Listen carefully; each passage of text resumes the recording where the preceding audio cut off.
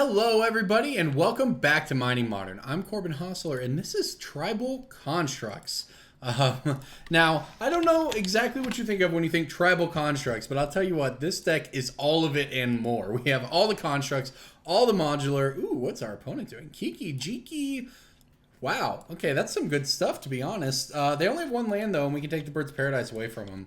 Alright, so what we're doing here, and our deck is pretty wild. We're playing Hardened Scales, right? We're essentially a Hardened Scales deck. And we have some overlap with Affinity, as you can see, with obviously stuff like Steel Overseer and so on. But more than that, we're just this sweet Constructs deck. We even have Cavern of Souls to name Construct. It's pretty great.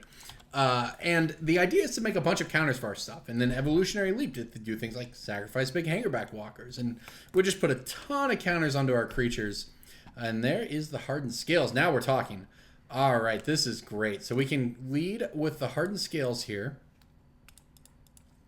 Gosh, this is beautiful. All right, now we're going to play a Hangarback. Hangarback is going to have two counters on it immediately. The Steel Overseer, remember, Hardened Scales is not just, it is literally whenever a counter would be placed on one of your creatures, you do that and more. So now the Steel Overseer is going to put two counters on our Hangarback Walker. Pretty sick. Pretty sick indeed. All right, let's see here. Not to mention, we have this Mox Opal on top of it all. And we conveniently drew... Yeah, I mean, it gave us the mana too. So now, look, we even get to activate the Inkmoth here. We get to activate the Steel Overseer again. And we get to crash in for 3 infect and 6 normal damage here on turn... What is this, turn 3? It is turn 3, everybody. This is nuts. No, I guess it's turn 4, actually. All right, well, there we go. Now we get to, look, we did all this damage. We get to sacrifice the Hangarback Walker, get 6 tokens at the end of the turn, activate Steel Overseer, turn him into lethal. That's what we have going on here. That's pretty crazy. Hardened Scales is a heck of a Magic card. You know what? Evolutionary Leap's not bad either. Not quite Survival of the Fittest, which is what it's made to look like, right? Uh-oh. Well, it's a good thing that doesn't matter, because that would be good against us. Okay. Magus does resolve. That is a lot of mounds. Our opponent's playing Kiki Jiki. Fortunately for us, we're going to get there anyways. They had to tap their bird, so they don't have any answer to this. Also, most of our stuff is colorless. We have colored spells, clearly. But, you know, things like Arcbound Ravager are colorless. Alright, go ahead and play it out here. Mox Opal helps too.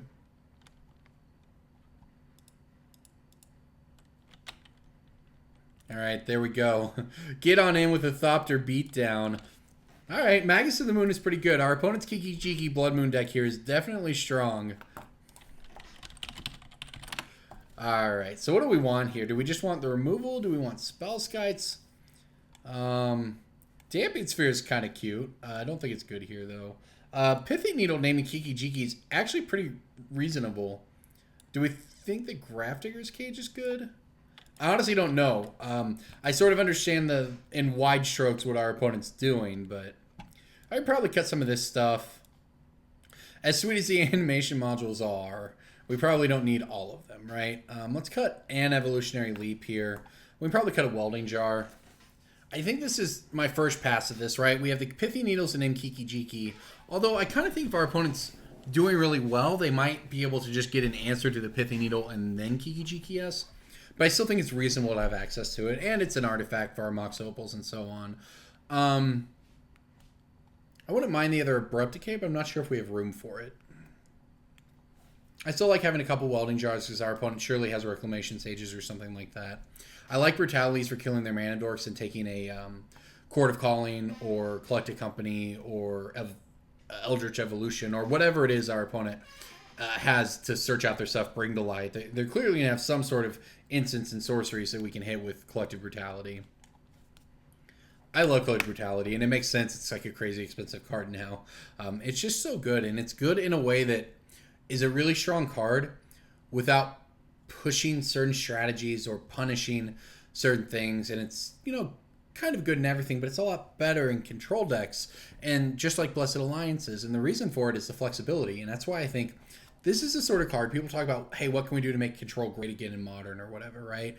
And Jace is obviously a part of it, but as we've seen, Jace isn't that crazy. But cards like Collective Brutality and Blessed Alliance that allow the control decks, or, you know, even the mid-range decks, whatever, right, to have options and flexibility in game one. Because one of the problems Modern has is that without Force of Will to tie everything together, if the answers in your hand just don't line up with the threat your opponent is presenting, you know, when you have the Naturalize, when they have the creature or whatever, right, one of the issues is that you have these cards that just do nothing in your hand, and therefore eventually you're going to draw the wrong half of your deck and lose.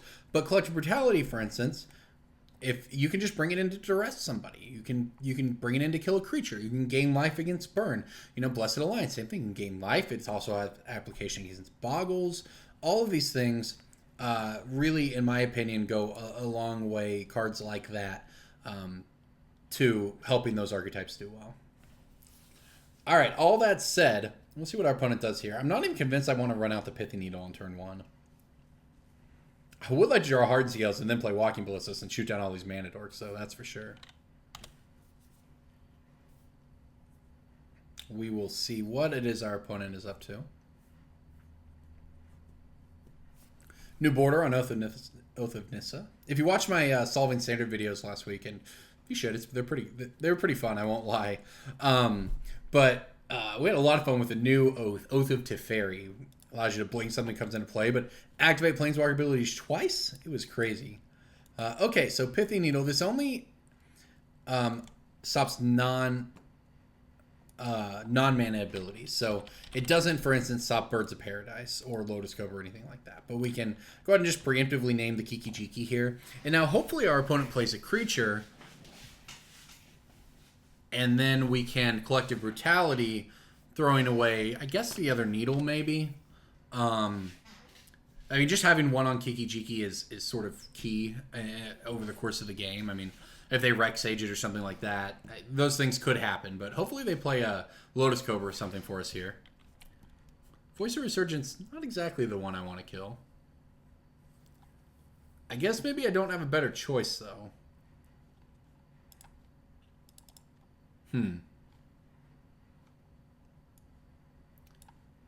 I guess we'll get a Forest here.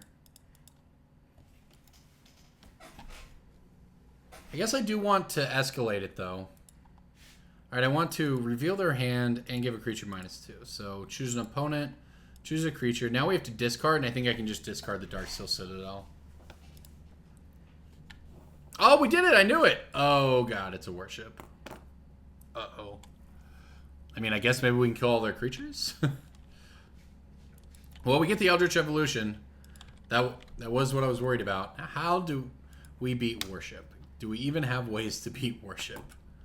That is a great question. Let's look at our sideboard and figure that one out, as a matter of fact. Can we beat it? Right. None of these cards beat... Oh, no, we can kill them with Infect. Okay. Yeah, we want the Maelstrom Pulse after sideboard. All right, fair enough. But regardless, we know we can infect them to death. And if our opponent does have another creature, we can actually trade a Walking Ballista for this token, which doesn't feel very good, but I might do it. This has been a kind of a weird draw from us, but...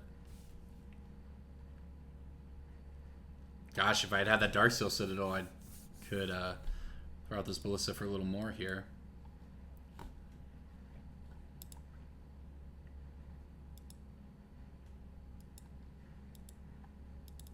All that said, I still think we do this.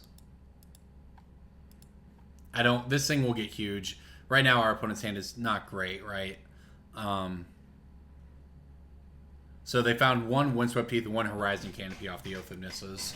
So that's not too bad for us. Okay, I guess I'll pass here. On the one hand, burning it now has its draws, right? They can't Eldritch Evolution it away. That said, if they Eldritch Evolution it away, they are only getting something with... I mean, they could get another Voice of Resurgence, I guess. That would be the most punishing for us. Odds of that seem fairly low. Now, here they go for 4. Felidar Guardian, huh? Okay, well. Guess we'll kill it now. So our opponent might have Saheeli Rai in there as well? I don't know how this deck works. Fellow Dark Guardian Blinking Oath of Ness is kind of sweet, though. That's a lot of value. We need to draw something good.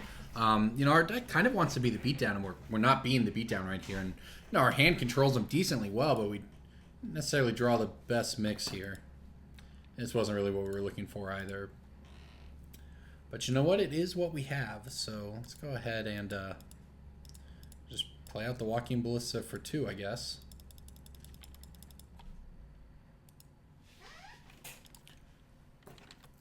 Well, I don't feel great about where we're at. Oh, our opponent got Saheeli Rai with Oath of Nissa, so we're just dead anyways. Oh, it didn't matter. Or maybe it does. Maybe we can kill the Saheeli. Maybe they go for Saheeli and we can kill Saheeli. I think it takes down to 2. This might work. It's good to know what they're doing here. It seems like we should be naming... I should name Saheeli Rai, honestly. I actually didn't read what they got with their Oath of Nissa and chat in time here. I could have just played this other Pithy Needle out, named Saheeli Rai, and then we wouldn't have had to burn our Walking Ballista. Yeah, it was a pretty big punt. It's what you get for not reading their stuff. All that said, at least we're... Oh, look, we're not dead anyways, because we can... Yeah, look at that. Our opponent's actually minusing, or plussing Saheeli. We did it. We stopped the combo. And they put a card on the bottom of their library. Now they have a bird.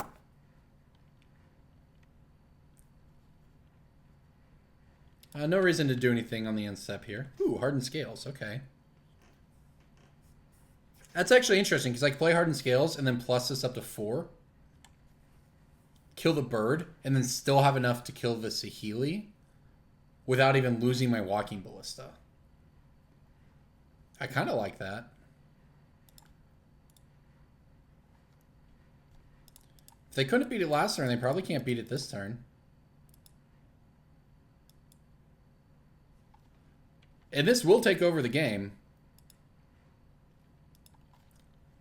Yeah, the downside to this line, obviously, is that our opponent gets another activation of Saheeli Rai plussing it. But I think it's important to set up our own engine.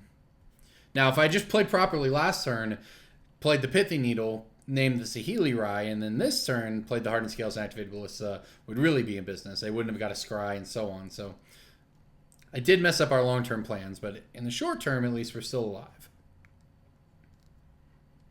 And our opponent is digging. If they don't, they actually have not a ton of cards that are relevant here. They didn't scry first either. They could have scryed and then drawn a card. They have a lot of creatures that don't do much. They have a lot of mana dorks and so on that aren't that good necessarily against us just making a giant Walking Ballista. Okay, there we go. We'll take one and see what they do with the scry this time around. They kept it on the top. All right, well, they're going to have action, but at least we have something working here with this Pithy Needle. Oh, they scryed at the top and then fetch, so... All right. And there's the Worship. Okay. We've already determined we're going to have to beat Worship with Inkmoth Nexus. That's fine.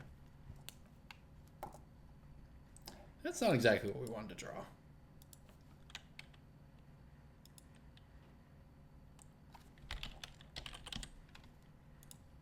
Okay, well, our opponent's down to 1 card in hand, and we've actually locked their board up to the point we can even start attacking.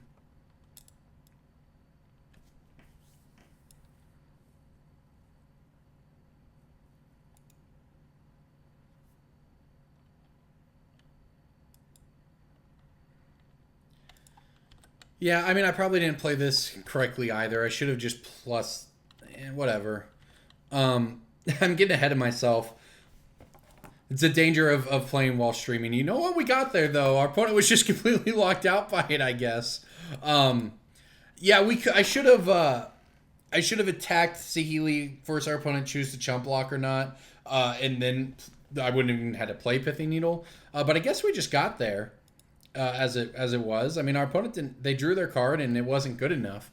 And I guess that's the thing, right? We were just going to kill their creatures, and then Worship doesn't matter if they don't have any creatures, and Walking Ballista just takes down their entire board. So putting 2 counters on it in a turn, when that's our worst, that's the worst thing we can do, right? Because if we actually draw anything, we can just kind of go off that way. But if the least we can do is put 2 counters on it, then we're just going to run right through all of their creatures and eventually their worship. There you go, everybody. That was a sweet game. Didn't play perfectly on our end, but we played well enough. The deck carried us. Hardened Scales doing work. That was nice. All right, everyone. Thank you for watching. I'm Corbin Hostler. This is Mining Modern. If you like this series, make sure to subscribe to TCGplayer's channel and let me know what decks you want to see. If you other series, you want to see Standard, you want to see Brawl, Canadian Highlander, whatever. I'm willing to record it if you want to watch it. So everyone, thanks for watching. I'll see you next time.